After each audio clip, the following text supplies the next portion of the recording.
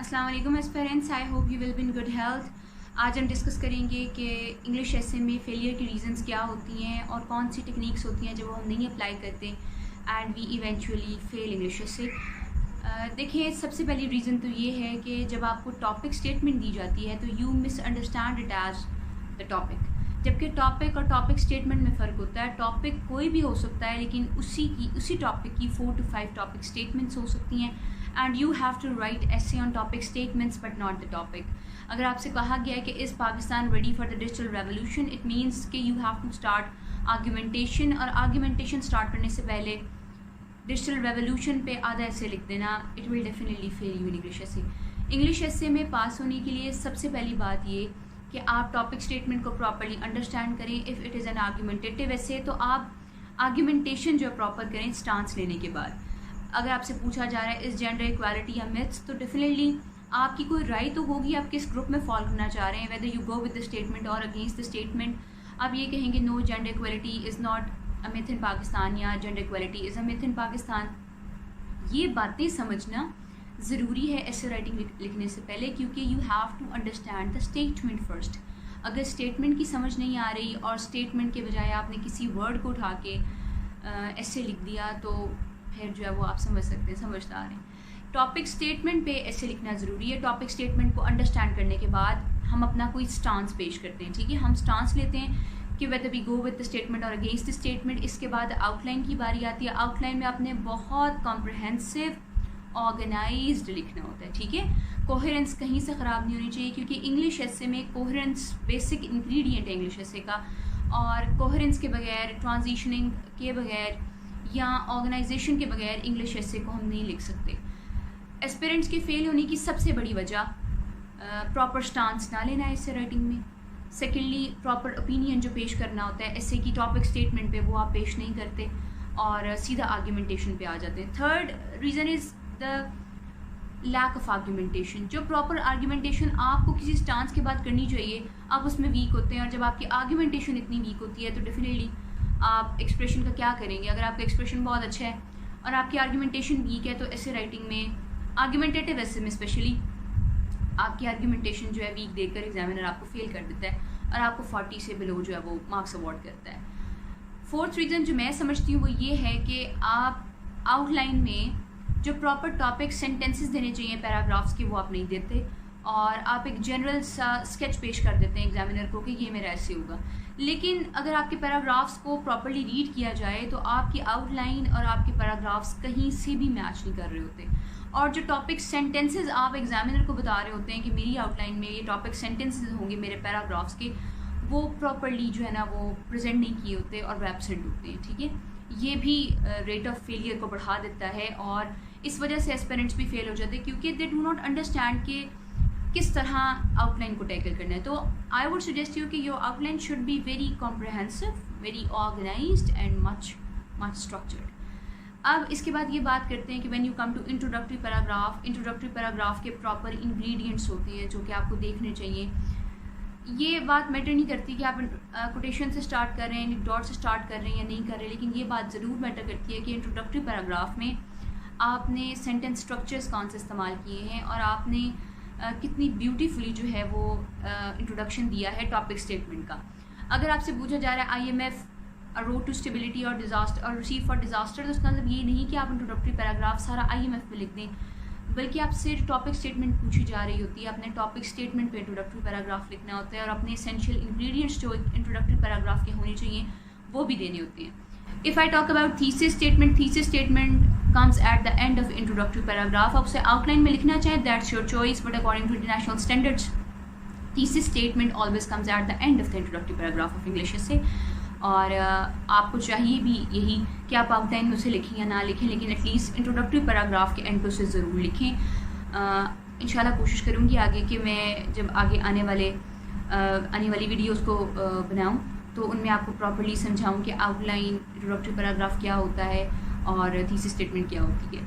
ये मैंने आपको जो भी कुछ बताया इसमें मेरी राय शामिल नहीं है, बल्कि ये FPSC की रिपोर्ट भी है और इंटरनेशनल स्टैंडर्ड्स भी इंग्लिश ऐसे लिखने के कि कोहेरेंस होनी चाहिए, ऐसे स्ट्रक्चर्ड होना चाहिए, ट्रांजिशनिंग होनी चाहिए from one paragraph to the other paragraph. फिर जब आप सेकंड पैराग्राफ को परस्यू करते हैं तो आपको कनेक्ट करना होता है second paragraph with the first paragraph, और आपने ये देखना होता है कि क्या मैं पैराग्राफ का प्रॉपर स्ट्रक्चर फॉलो कर रहा हूँ या नहीं कर रहा। फिर आपने ट्रांजिशनिंग करनी होती है, किसी पैराग्राफ में ऐसा नहीं लगे कि आपकी बात डिस्कनेक्ट हो गई है, और अपनी थीसिस स्टेटमेंट को और अपने स्टांस को अपने हर पैराग्राफ में सपोर्ट करना होता है।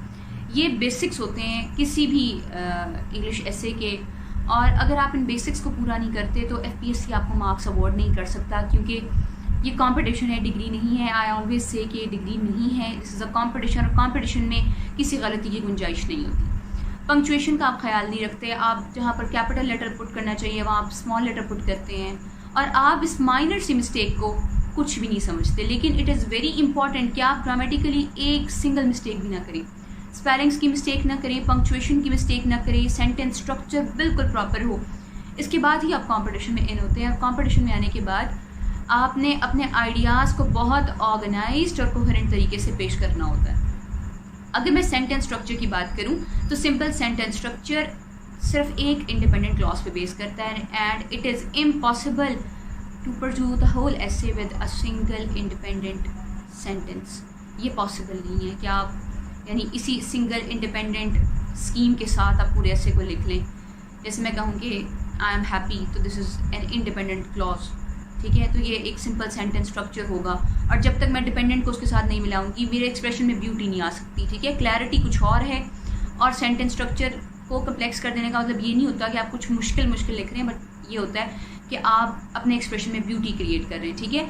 जब तक आपको किसी सब्जेक्ट पे प्रॉपरली कमांड नहीं होती आप उसे एक्सप्रेस भी नहीं कर सकते। तो इंग्लिश एसे में स्टैटिस्टिक, फैक्ट्स एंड फिगर्स को, करंट स्टैटिस्टिक्स को कोड करना भी नेसेसरी है, और साथ साथ पैराग्राफ्स में आर्गुमेंटेशन करना भी ज़रूरी है। अगर आपने आर्गुमेंटेटिव एसे को सिलेक्ट किया है, इस तरह की टॉपिक स्टेटमेंट को सिलेक्ट किया है, जैसे is Pakistan ready for the digital revolution, या gender equality is a myth in Pakistan, ये आर्गुमेंटेटिव एसेस हैं, या do we really need literature in our lives, तो इस तरह के एसेस में आपने आर्गुमेंटेशन करनी होती है, स्टांस लेना होता है। तो वहाँ पर आपका नॉलेज और आपका एक्सप्रेशन क्या करेगा, जहाँ पे आपको प्रॉपरली अपने आर्ग्यूमेंट्स को पेश करना ना आ रहा हो, और स्टैटिस्टिक्स, कोटेशंस और रेफरेंसेस के ज़रिए उसे सपोर्ट करना ना आ रहा हो। इंग्लिश एसे में सिर्फ ये रिक्वायरमेंट नहीं है कि आप किसी बुक से रोट लर्निंग कर लें, बल्कि ये क्रिएटिविटी है आपकी, और अगर आप क्रिएटिविटी में लैक करते हैं तो फिर इंग्लिश एसे तो नहीं हो पाएगा। इंग्लिश एसे को क्लियर करना बहुत आसान है अगर आप क्रिएटिविटी का हुनर सीख जाएं कि क्रिएटिविटी कैसे होती है, हम किस तरह किसी डायमेंशन को किस पॉइंट से लेकर चल सकते हैं। अगर आपने जेंडर पे बहुत अच्छा तैयार किया हुआ है लेकिन आपको डायमेंशन को डील करना नहीं आता तो ये भी प्रॉब्लमेटिक है। लेकिन अगर आपको डायमेंशन को डील करना आता है तो अगर आपने थोड़ा भी पढ़ा हो ना, फिर भी आप ऐसे को बहुत अच्छा डील कर लेते हैं।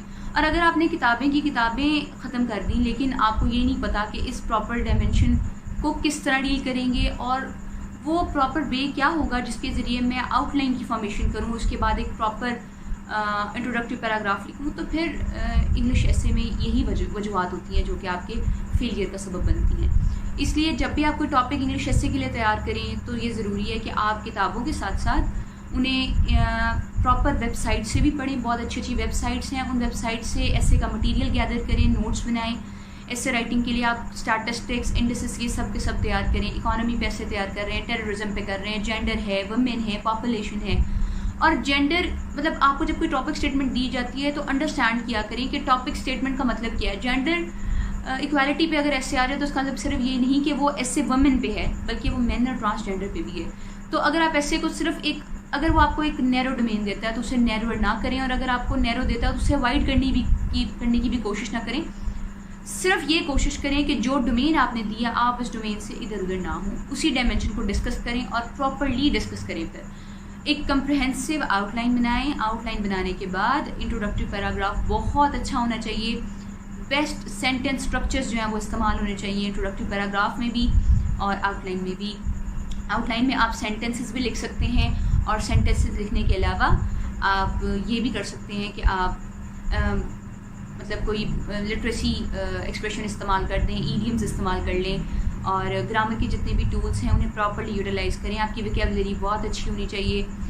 दो की वोकैबुलरी सिंपल होनी चाहिए, लेकिन सिंपल से मुराद ये नहीं कि आप इतना बचकाना और इमेच्योर लिखें कि एग्जामिनर को ये अंदाज़ा भी ना हो कि इसे इंग्लिश पे कमांड है।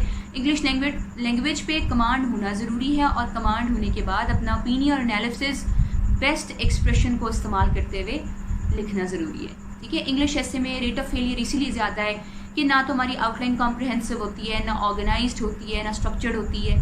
सेकेंडली, जो इंट्रोडक्टरी पैराग्राफ हम लिखते हैं, हम उसमें टॉपिक स्टेटमेंट की इंट्रोडक्शन नहीं देते, लेकिन टॉपिक स्टेटमेंट का कोई लफ्ज़ उठा के हम उसे जो डिस्कस करते हैं और एज अ होल स्टेटमेंट को नहीं देखते।